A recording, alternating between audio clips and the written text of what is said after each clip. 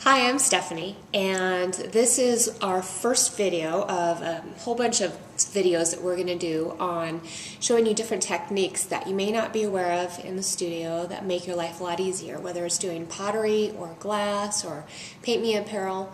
And today we're going to start with our rubber stamps. They are a lot different than just the foamy stamps that you can use. These I think are a little bit more, well, obviously more flexible, but a lot more versatile, and a lot of things you can do with them that are a lot easier than the foamy stamps. There's all sorts of different kinds of designs. This one is a snowflake design. There's flower designs, holiday designs. There are leaves that are really neat, and the cityscape one is my favorite. So here is the cityscape stamp, and what you're going to do is with this one I'm going to have my cityscape, my buildings, the outline of the buildings are going to be black.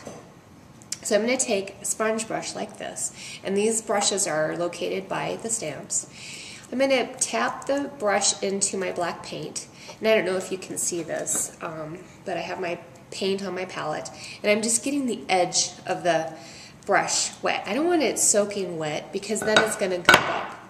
Then I'm going to take the sponge brush and I'm going to just delicately tap the stamp.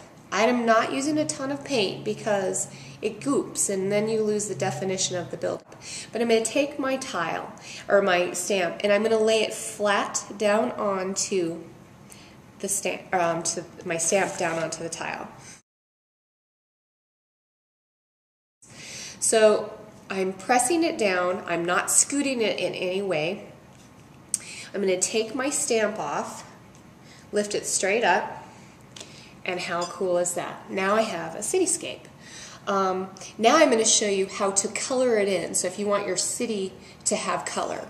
And again, this technique is good on all of the stamps that we have. So you can paint the background a color and then put your stamp on, but this one is, I think you're going to find a really cool way to do something to add color, and it doesn't take away from the stamp at all. So, pretty cool, huh? Okay, so I took some bright colors. I've got bright blue spruce and grape and Caribbean, bright Caribbean. I'm going to take water. I'm going to put water in my brush, and I'm going to really water down the color to where it's like really watered down. It's going to be kind of like a watercolor. Right now I'm using purple. And I'm going to use a round brush because it's easier to get in the areas, and I probably should have something a little bit smaller. But I'm going to take my really watered down paint and I'm going to go inside, and I don't know if you can see this, I'm going to go inside of one of the buildings and just put my color in. Just like this. And I'm not going to do a whole bunch of different coats. This is one coat. Just like that. And I'll take my purple and put it inside of another building. And I'm going to do that with all of the different colors. It's watered, way watered down, and I'm not doing more than one coat. That's all I'm doing is just the one coat. Right now I'm going to do the bright blue spruce and water it down a lot. I'm going to show you, just so you can see another color, what we're going for. I'll do it right next to the purple one. So that's what it's going to look like. So here is the tile I'm working on. I can water down my blue and do the background blue if I want a blue sky, or you can make it black and make it at nighttime.